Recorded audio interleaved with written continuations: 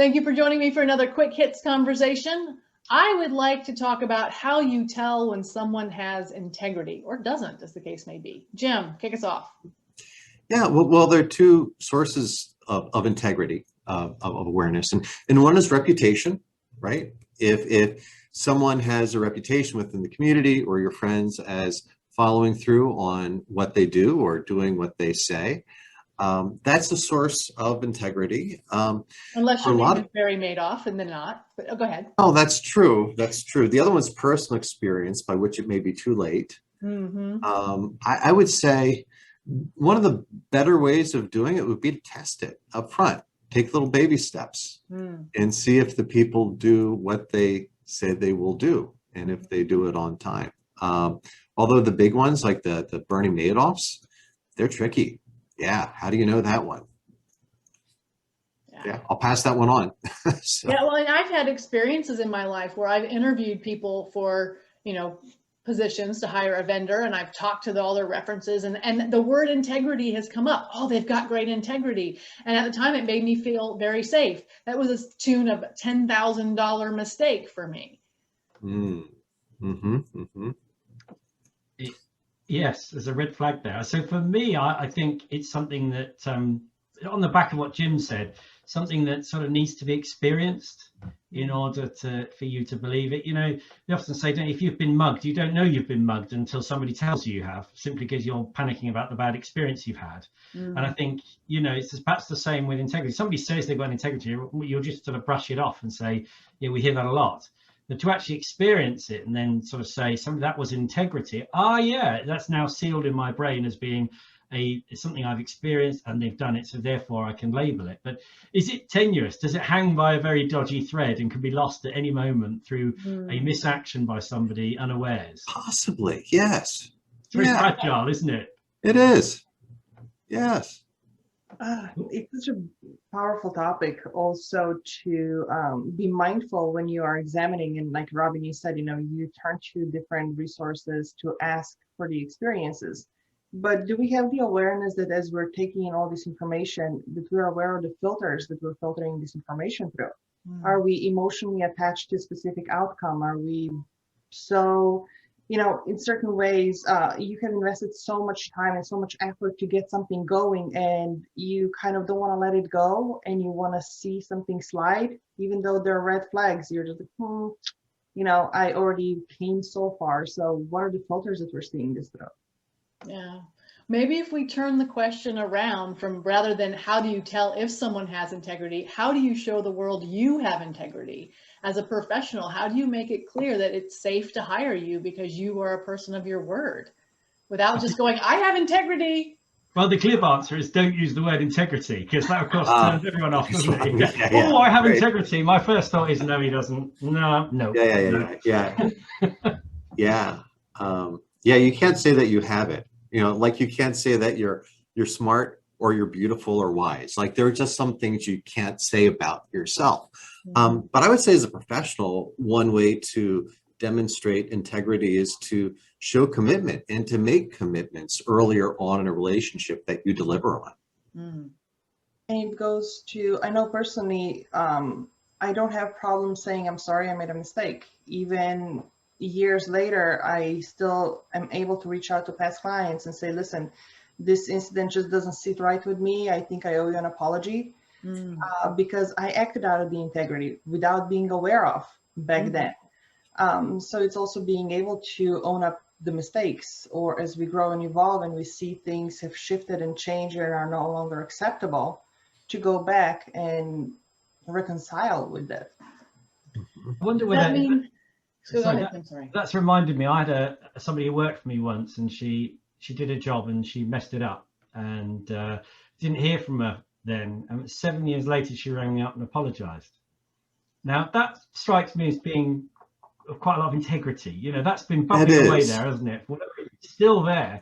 So that, thinking about it, I mean, obviously at the time I was hugely grateful and whatever, but that's a huge amount of integrity, isn't it? That's quite impressive. You would call that person having integrity. So if someone proves to you they don't have integrity, doesn't, whatever, how many chances do you give them? Do you let them come back and apologize? And do you let them back into the fold? Or do you say, nope, burn me once, shame on you, burn me twice, shame on me? I personally go by my instincts on that one and my intuition, because every case is different. And also looking back, especially with the social media, I mean, everything can be searchable. Is this an isolated event, or is that a pattern that keeps on repeating no matter where the person has been?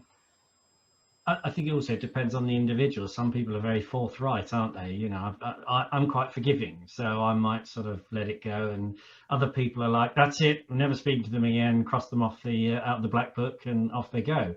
So I think that, you know, this balance we talked about there, this fragility of it, is very similar to the fragility of trust. Yeah.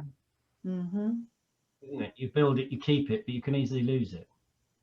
I think trust and integrity kind of go hand in hand. I think they're very, you can't have one without the other. Can you trust somebody's inconsistent? If you loved them, you could. I don't think so. And that's a whole conversation about what is love, and we're not going there. Yeah. I'm not doing the what is love one. No. I feel like, no, if I can't trust you to be in integrity, I can't trust you.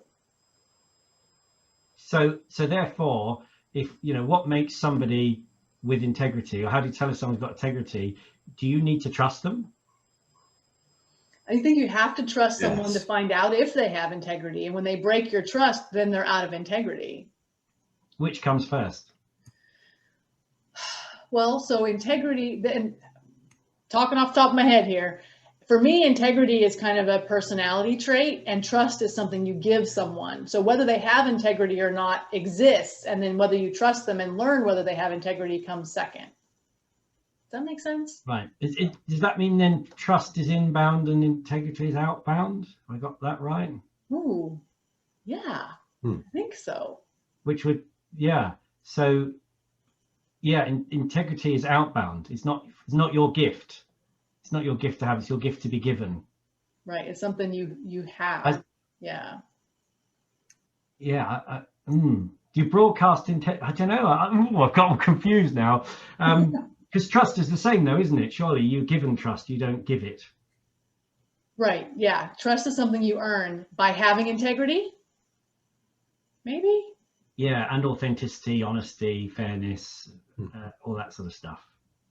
Yeah. So we go back to the question of how do you tell when someone has integrity?